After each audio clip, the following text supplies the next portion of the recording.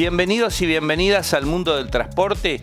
Comenzamos la edición de hoy conociendo la rica historia del puerto Don Orione de la ciudad de Barranqueras en las palabras del profesor Rubén Darío Benítez.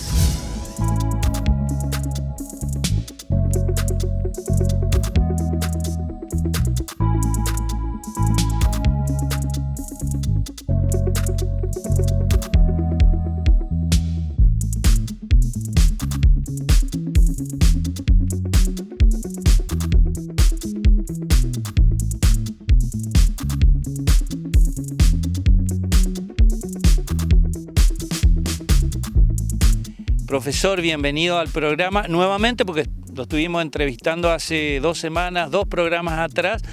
Hablamos en esa oportunidad del ferrocarril Santa Fe, la historia de ese ferrocarril en la localidad de Barranqueras, pero hoy vamos a hablar de algo fundamental, lo que le da vida a la ciudad, que es el puerto. ¿Cómo está? Bienvenido. Y coméntenos los orígenes del puerto de Barranqueras, porque por ahí uno se pregunta, ¿primero fue el puerto, después la ciudad? ¿Primero fue la ciudad, después el puerto? Bueno, mucho gusto, gracias por estar presente acá. Obviamente me llena de orgullo, de felicidad poder hablar de la historia de mi ciudad. Justamente tengo ese privilegio, como te digo, hablar de la historia barranquera. Por supuesto que nosotros tenemos un origen prácticamente, vamos a decir lo siguiente, vamos a hablar de una periodización del puerto de Barranquera, que data justamente de un inicio, de un descubrimiento que se puede hablar de a partir de 1850, 1870, ¿no es cierto? Un periodo de inicio de descubrimiento que da hasta 1910, 1920, donde justamente el puerto empieza a pasar por otro periodo, que es un periodo de consolidación.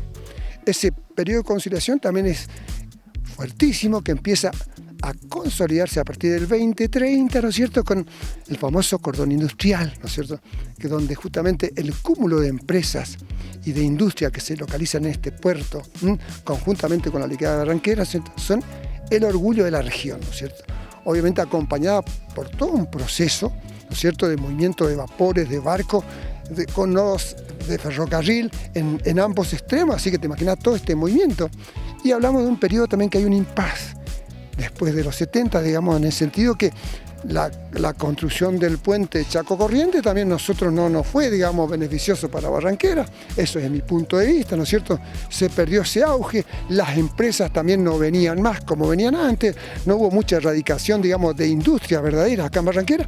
Un periodo de impas que va de los 70 al 80 o más o menos, ¿no es cierto? Y ahí empieza un despertar nuevo, donde estamos buscando la verdadera salida para reencontrarnos con ese gigante, dormido muchas veces. Yo digo que va a volver a estar a la altura de las circunstancias de lo que el Chaco necesita, la región y obviamente la República Argentina y todo este mundo, que este puerto de Barranquera, con esa historia gloriosa que tenga, vuelva a ser ese puerto predominante de salida y entrada de materias primas, ¿no es cierto?, para fortalecer a toda nuestra nación, obviamente ofreciendo todo nuestro producto al mundo entero. Hay una fecha fundacional del puerto de Barranquera, pero algo ya existía en ese momento. ¿Por qué se toma esa fecha en realidad? Porque Barranquera no tenía Día del Pueblo, no tiene fecha fundacional. Barranquera como ciudad-puerto, como lo quiero llamar. El puerto, la ciudad, las dos vienen de la mano.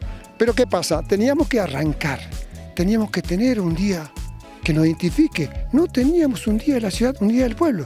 Bueno, yo presenté una tesis, un trabajo profundo, que cada vez que sigo leyendo, sigo más convencido de lo que supimos presentar. Y bueno, yo tomo como fecha de que comienza el pueblo organizado, ¿no es cierto?, este pequeño pueblo de Barranquera, 400 personas, donde ya están instaladas las instituciones nacionales. O sea, tenemos, ¿no es cierto?, tenemos la prefectura, la aduana, el correo, instituciones que son nacionales, y se crean las instituciones locales. ¿Por qué? Porque hay un poblado que se quedó. Ese cúmulo de 400 personas que vive en sociedad, que eligió este lugar y pelea por este lugar. Este lugar que tuvo muchísimos impases. Primero porque los espacios eran muy chicos, muy acotados.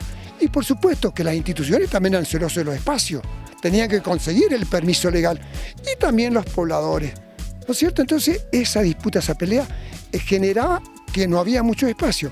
Y la inundación de 1905, así como trajo desolación, ¿no es cierto? El agua pasó resistencia, también determinó los lugares altos. Y eso también determinó que la gente supiera dónde tenía que hacer sus verdaderas casas. Y ese cúmulo de gente, que ya te digo, no superaba las 400 personas, solicita y crean, digamos, se instala el primer juzgado de paz de Barranquera. Y eso un poquito empieza a arreglar la vida en sociedad a ese grupo de vecinos que ya están acá. El puerto tiene movimientos terribles, o sea, vienen empresas de distintos vapores de todo el mundo. Tengo datos para justificar eso, pero no tenemos un puerto consolidado, para nada. Tenemos el puerto de que son empresas particulares, o sea, el gobierno estatal nacional no está metido todavía en esto. Y bueno, se logra construir el primer muelle de madera, que lo hace el arquitecto Beveracci. Y bueno, se inaugura un 7 de junio de 1923. ¿Te imaginas?